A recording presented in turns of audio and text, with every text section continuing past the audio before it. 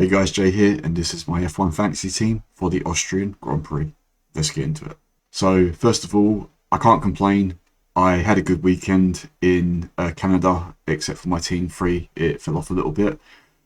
It's the one time that I didn't go different, because every time I've gone different in the past, it's backfired. So, I did consider Mercedes, but I didn't, because I thought if I do that, it's probably going to backfire, as it's always done so far for me this year. On this occasion, it's what I should have done. I should have gone Mercedes, but nonetheless, I still had a good weekend, even with a McLaren Ferrari build, and I kept Oscar Piastri, didn't have Lando Norris.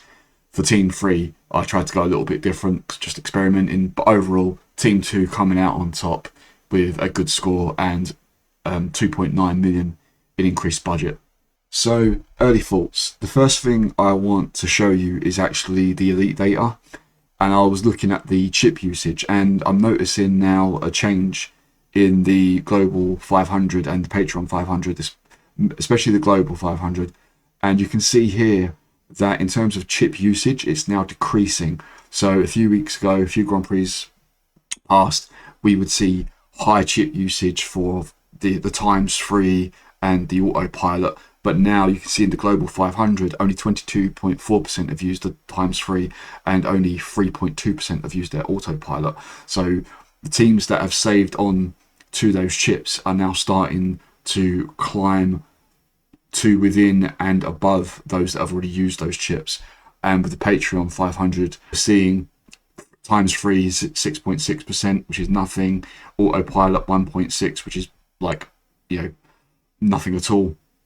The only chips really that have been used on both the global and the Patreon is the limitless and the no negative. So talking, going from the elite data to our teams going into Austria, and I want to focus on the constructors for a second. I personally am having trust issues with the premium constructors other than McLaren. Yes, Norris had that mistake, which obviously caused the crash. So McLaren did get hit this past weekend, but I'm not worried about McLaren going into Austria. They're still definitely going to be, 99% going to be in my team.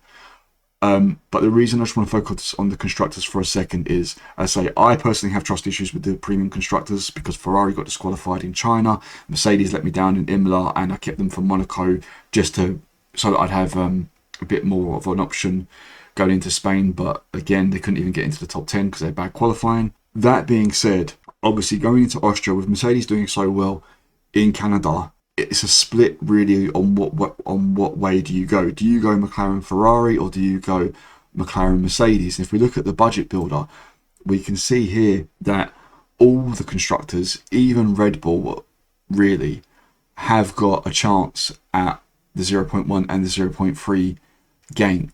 So I don't think, in terms of budget building, I don't think there's like a 100% constructor that you have to have. Obviously, Red Bull is the only team that do need positive points for a 0.3 and need 22. But Mercedes are covered for a DNF, Ferrari negative 13, and McLaren negative 9, all for a 0.3 rise. So it comes down to points. Now, obviously, McLaren, forget about it. They're still the top dog right now. Yes, back Canada, but I suspect they'll be back in Austria. I'm not worried about them. But Ferrari and Mercedes, it's very neck and neck. Ferrari have an average of 49.6 points so far this season, and Mercedes have an average of 47.5 points this season. Now, you do have to take into account that this is with the negative 23 for Ferrari in China because of the disqualification. Otherwise, their average would be a lot higher.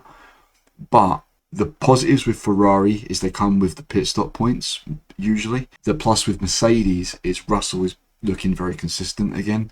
Again, bad time in Imola, bad time in Monaco. With Monaco, it was an engine failure, I believe, during qualifying, so not really his fault. It's a real neck and neck split between these two constructors. Now, this brings me to my point about trusting the A-tier constructors. My thought right now, going into Austria, is I'm suspecting McLaren and Ferrari to probably be the strongest two constructors. And the reason I say that is because Mercedes did well in Canada because it was cooler weather. They did well in Canada last year. Obviously, it wasn't as cool as last year because obviously last year we had the wet. But Mercedes tend to do better in cooler weather. We're going to be in Austria, Europe. It's summertime. We will get to the weather in a bit, because there is a bit of a caveat, and I'm sorry if you can hear a bit of a scraping noise. My neighbours are doing something. I don't know what they're doing. But anyway, right now, the way I feel is McLaren's a definite, but do I trust Ferrari or do I trust Mercedes? At the moment, I'm not sure. So that brings me to the B tier constructors. Now, Sauber have been eschewing for budget gains, but they've also been great for points the last 2 races. They got 52 in Spain and they got 26 this past weekend in Canada. Alpine have shut up because they got 31 points in Spain, 11 points in Canada.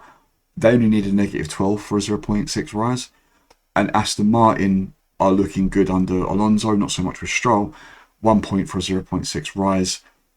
HAAS have done well most of the season, but they are starting to drop off a bit now. But they did get 22 points in Canada. Decarb seems to be dropping off at the moment, just in terms of their bad performance in Canada. And Williams had a terrible time in Canada thanks to Albon. So they're not in the picture for Austria. But the point I'm trying to make here is we're now kind of split. Do we want to go for a guaranteed budget gain with the B tier constructor, or do we want to take that gamble with a second A tier constructor for the points? And in which case, which A tier constructor do you pick? And honestly, right now, I'm not 100% sure. I want to say Ferrari. That's my gut feeling, just because I think Canada might be like a one-off for Mercedes. That being said, George Russell did win the Grand Prix last year. We have to take into account the little fight between Norris and Verstappen. Obviously, they ended up Norris not finishing the race, Verstappen finishing P5. But in the end, Russell did still finish the race P1. So Mercedes could do well in Austria. In fact, Lewis Hamilton even finished P4. So I'm not completely ruling them out. But this is going to be the decision with Austria. Points with an A tier constructor, or more or less guaranteed budget gain with some points with a B tier constructor.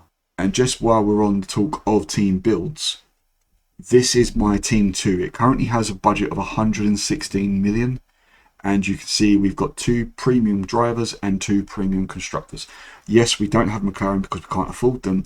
But this is just to show you that with 116 million, we can now build, in theory, a premium team. And just to show you that on F1 Fantasy Tools with the team calculator, I've put this team in. And for Austria, it's going on the average weighted simulation. We're looking at a potential 1.5 million gain in budget and 187.4 points. So that aside, just very, very quickly, just looking at the premium drivers, we can now see that George Russell is top dog, needs 12 points for a 0.3, might -8 for a 0.1. Piastri is still my personal choice, 24 points for a 0.3, 2 points for a 0.1. Leclerc, Hamilton, Verstappen, Norris are very unlikely to be chosen, in my opinion, going on the budget builder. And with the B tier drivers, it's actually slim pickings. So Hülkenberg and, as we predicted, Fernando Alonso are now must-to drivers to have going into Austria for that guaranteed 0.6 budget gain, as long as Alonso doesn't DNF, because he needs a -17, whereas Hülkenberg is covered for that DNF at -21. Gasly's now there. He needs 5 points for a 0.6. I'm not overly keen on the Alpine personally, but he is a choice. Bortoletto still on the price floor, 4 points for a 0.2, 8 points for a 0.6. Hajar has dropped down a little bit, 2 points for a 0.2, 8 points for a 0.6. I suspect Hajar will come back in Austria. That's just my personal opinion. Colapinto, again, he's gained 0.2, so he's not on the price floor, but he more or less is at 5 points for a 0.2, 9 points for a 0.9. Highly unlikely to get a 0.6 rise, sorry. Sainz is in the picture, thanks to his 13 points in Canada. 3 points for a 0.2, 10 points for a 0.6. Ocon down, I personally wouldn't be looking at, but HAAS have had overall a decent season. Sonoda onwards, not interested personally, and Antonelli has now dropped back into the B tier drivers. So if you've got 18.3 million lying around, I mean, you could gamble, but he does need 27 points for 0.2 and 43 points for 0.6. So for me, I've only got 2 transfers. Lawson is definitely out now. He's no good. He's no longer viable. At the moment, looking at this, I think it would just be the one transfer to Alonso if I like the look of Ferrari. If I don't like the look of Ferrari, then obviously I will consider Mercedes if they're looking good. But I think for me right now, I would do the one transfer and roll the transfer into the British Grand Prix. Things could change. Obviously, I'm recording this 2 weeks before the Grand Prix, but that is where my head at. Like I say, I expect HAAS to bounce back after Canada. I think it was just a one-off. That's what I'm hoping. If he does look a concern, then I could go for Gasly. I could even go for Sainz if I want to take that risk if Williams look good. I think Gasly might be better out of those two, or safer, possibly. The safest though would actually be Gabriel Bortoleto, I think, to be honest. But like I say, for now, I'm backing Hajar, and it would just be Alonso for Lawson. I've been keeping tabs on Alonso for a while, waiting for the right moment to bring him in, and this is the right moment to bring Alonso in, because the Aston Martin looks decent under Alonso, not so much Stroll. But again, if we go back to the budget builder, he needs negative 17 for 0.6, and he's covered for a DNF for 0.2. Now that's if I want to do the 2 premium constructor route. There is something else that I am considering, which is this. So let go of Ferrari and let go of Nico Hulkenberg. It does mean keeping Lawson and actually going with a 2 premium driver build. So bringing in Russell, and I could bring in Racing Bulls. I could bring in Aston Martin, which would be a good choice, possibly. But honestly, I'm liking the look of Sauber, of Kick Sauber. Again, they are really good for budget gains right now. A negative 53 for a 0.6, a negative 59 for a 0.2. They've been doing really well the last few races. They would be my pick if I was to go for this 2 premium driver route. The other reason I might go for this 2 premium driver route is, again, on the budget builder, we would be covering the top two premium drivers, Russell and Piastri. Now, does that mean I would use autopilot or the 3 times? No, I'm still waiting for a 2 premium A, 2 premium A driver and 2 premium A constructor build before I do that. But I don't mind this at all. It just means that unless I'm willing to take a negative 10, which I'm not, I'd have to keep Lawson. But I like the look of Piastri along with Russell. So this is my team 2, and this had the best result this weekend. 2.9 million gain in budget, 181 points. As you can see, I've already got Alonso, so he's already in. At the moment, I probably wouldn't do anything looking at this, to be quite completely honest. I think this team is in a good place to wait until free practice, see what's going on with the likes of Ferrari, Mercedes, some of the lower B tiers like the Kick, as well as the drivers, again, Russell, even Max, if I want to go for points. But let's be real, Russell, just because of the budget gain as well. Or I don't know if, can I do triple McLaren? Yeah, I can even do triple McLaren with Aston or with Kick. And I've got 3 transfers with this team as well. So I could even, let's go with Kicks, they're cheaper. Let's drop Colapinto. So that'd be 1, 2, and that gives me 8.1.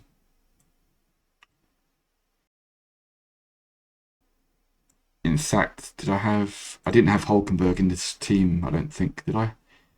So Hulkenberg is an option. Or I could even gamble on a HAAS, Ocon. I could even bring Gasly. So yeah, I like this team. This team's in a really good position right now. Nothing until, oh yeah, I have got Hulkenberg. Nothing doing until I see through practice.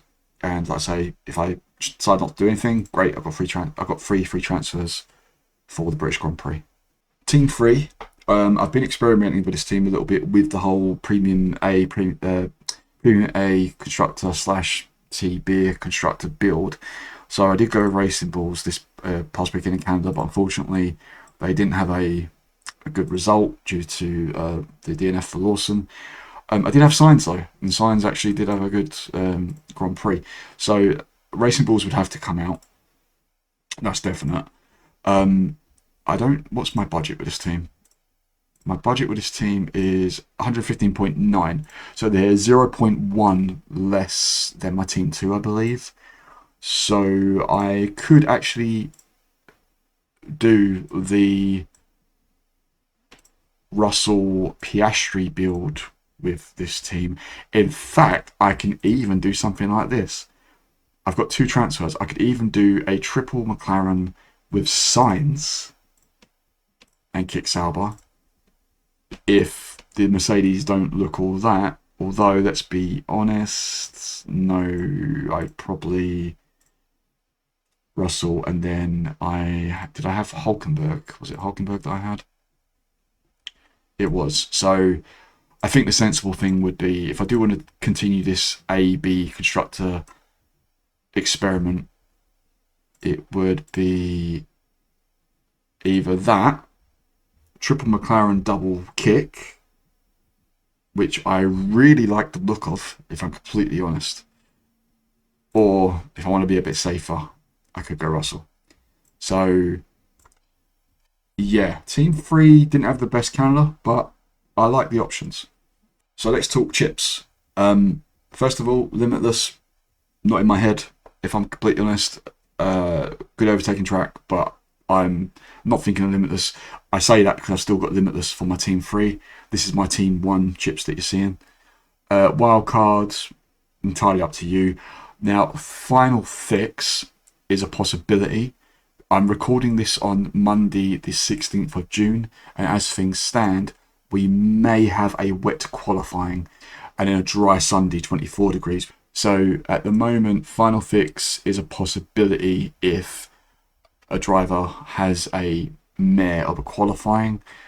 I would still rather save it for, like what happened last year in Brazil when Max was down the grid in the wet and blasted through everyone. A Premium A driver that's going to get good overtakes, that's taken a grid penalty for whatever reason, like engine penalty, whatever. I would rather save it for something like that. But because it's potentially a very wet qualifying with a dry race, Final Fix is a possibility. No negative. I'm not sure. Again, maybe because of qualifying, but no, because the race is dry. And again, rather save it for another street circuit or another wet race. And then autopilot extra DRS. As I said already, I'm waiting for that double premium driver, double premium constructor build. So if you're here in the UK, practice is on the 27th of June. 12:30 for practice 1, 12:30 for practice 1, 4 p.m. for practice 2. On the Saturday, we've got practice 3 at 11:30, and then qualifying and the transfer deadline at 3 o'clock on the 28th of June, and then the race on the Sunday, 29th of June at 2 p.m. So remember to make sure your teams are locked in before 3 p.m. Saturday, the 28th of June, if you're in the UK. And as we've already hit on, weather-wise, Friday is looking dry, 25 degrees. Saturday is potentially going to be wet, 21 degrees. And then Sunday, dry race, 24 degrees. In short, possible wet qualifying, dry race. So again, we hit on this a bit earlier. Last season's top 10 in the 2024 Austrian Grand Prix, George Russell, Oscar Piastri and Carlos Sainz were your podium sitters, followed by Lewis Hamilton, Max Verstappen, Nico Hulkenberg, Sergio Perez, Kevin Magnussen, Daniel Ricciardo and Pierre Gasly. So, Grid Rivals, I had another good weekend. 971 points with a 2.2 million price gain. Carlos Sainz, my boost driver.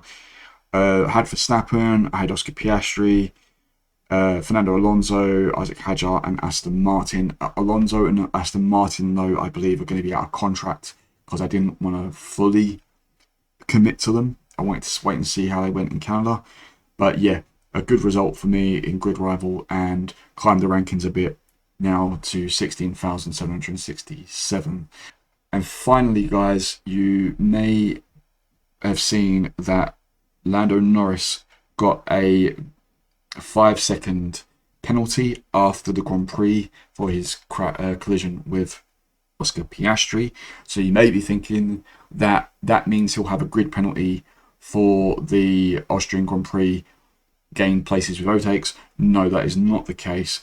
So I was on FanAmp this morning, that's where I got a notification, and it sent me to a link to a site called Crash, and it says the steward handed Norris a 5-second time penalty as Norris completed over 90% race distance. He was classified 18th in the final race results. The good news for Norris is that it hasn't been converted into a grid penalty. So if you're thinking of going for Norris in hopes that he'll have a grid penalty for Austria, no, that is wrong. He does not have a grid penalty for Austria. And that's it from me, guys. That is my early team thoughts for the Austrian Grand Prix. Like I say, I am recording this 2 weeks before the Grand Prix. Thank you for watching. Good luck for the Austrian Grand Prix, and I'll talk to you soon when we discuss our plans for the British Grand Prix. All the best. Bye.